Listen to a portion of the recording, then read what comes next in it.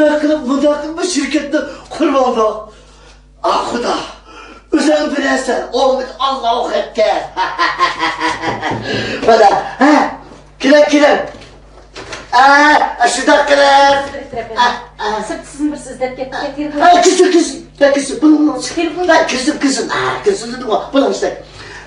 Shunday qilib şirketimiz.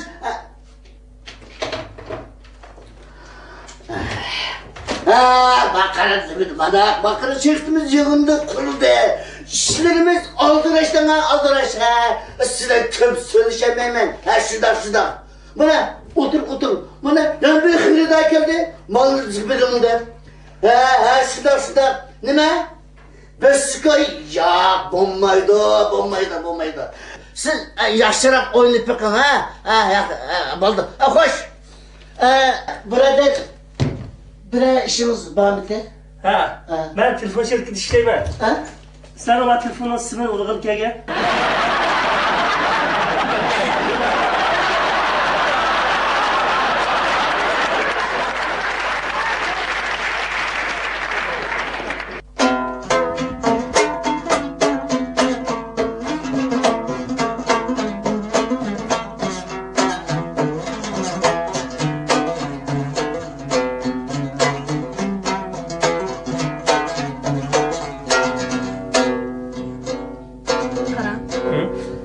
Biz to'y qildik.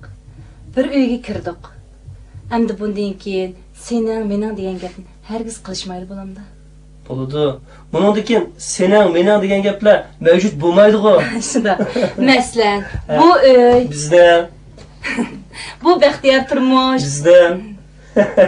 Yana bir narsa unutib qoldingiz. Nimni unutib qoldi? Alloh xolisa siz tug'dirgan mening bolam bizni eski. Neymi anladınız? Bizning saqalni yetib kiraymi ki?